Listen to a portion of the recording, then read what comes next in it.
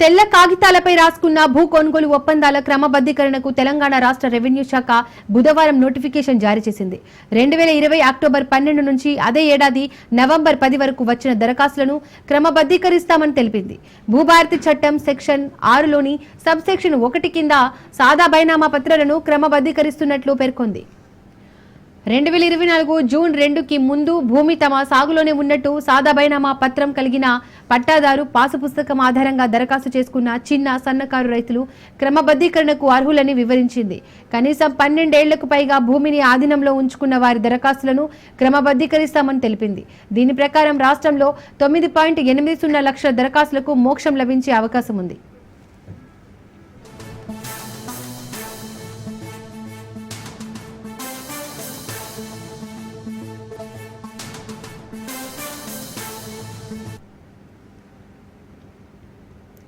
రాష్ట్రంలోని పట్టణాలు మినహా ఇతర చోట్ల 2014 జూన్ 2వ తేదీకి ముందు జరిగిన సాదా బైనామాలను 2016లో అప్పటి రాష్ట్ర ప్రభుత్వం క్రమబద్ధీకరించింది.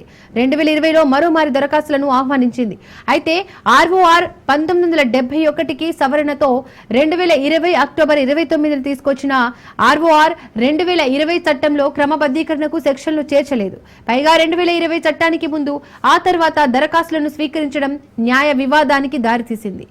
1971 చట్టం అమల్లో ఉన్నప్పుడు తీసుకున్న దరఖాస్తులనే పరిగణలోకి తీసుకోవాలని కోర్టు ఆదేశాలిచ్చింది. క్రమబద్ధీకరణను న్యాయస్థానం నిలిపివేసింది.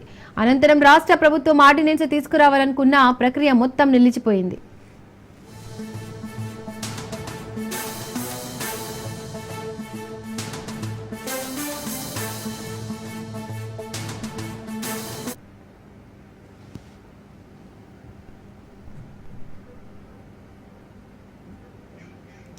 సాదా బైనామాల క్రమబద్ధీకరణ చేపడతామంటూ 2023 అసెంబ్లీ ఎన్నికల సమయంలో ఆ తర్వాత పలుమార్లు సీఎం రేవంత్ రెడ్డి, రెవెన్యూ శాఖ మంత్రి పొంగులేటి శ్రీనివాసరెడ్డి ప్రకటించారు.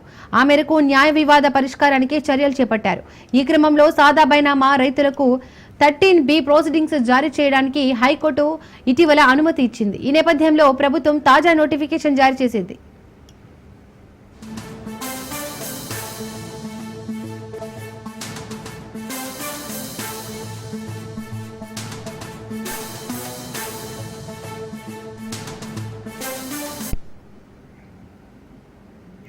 ఆర్ఓఆర్ 2020 స్థానంలో కాంగ్రెస్ ప్రభుత్వం ఆర్ఓఆర్ 2025 భూభారతి చట్టాన్ని తీసుకొచ్చింది. ఈ చట్టంలోని సెక్షన్ 6 ద్వారా సాదా బైనామాల క్రమబద్ధీకరణకు అవకాశం కల్పించింది. విచారణ అధికారిగా ఆర్డీఓకు బాధ్యతలు అప్పగించింది. ఒకవేళ ప్రభుత్వం కొత్తగా దరఖాస్తులు స్వీకరించాలనుకుంటే దరఖాస్తు చేసుకున్న నాటి స్టాంపు డ్యూటీ మాత్రమే వసూలు చేయాలని చట్టం సూచించింది. క్రమబద్ధీకరణ పూర్తయితే రైతులకు భూములపై యాజమాన్య హక్కులు లభించి కొత్త పట్టా పాసు పుస్తకాలు జారీ చేయడంతో పాటు రిజిస్ట్రేషన్లో మ్యూటేషన్ల ద్వారా ప్రభుత్వానికి ఆదాయం సమకూరనుంది.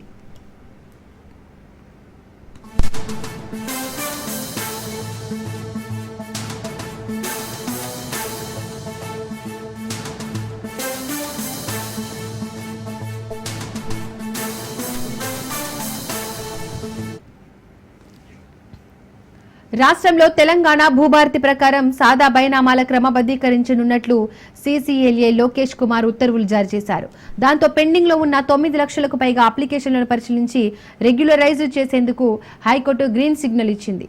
భూభారతి చట్టం 2025 సెక్షన్ 6 సబ్ సెక్షన్ 1 ప్రకారం అన్రిజిస్టర్ డాక్యుమెంట్లను రెగ్యులరైజ్ చేయనున్నారు. రైతులు సాదా బైనామాల ద్వారా కొనుగోలు చేసిన భూములను వారి పేరిట మ్యూటేషన్ కి అవకాశం లభించింది. 2014 జూన్ 2 అంటే తెలంగాణ రాష్ట్ర ఆవిర్భావం నాటికే కొనుగోలు చేసినట్లుగా డాక్యుమెంట్లు ఉంటేనే పరిగణలోకి తీసుకుంటారు.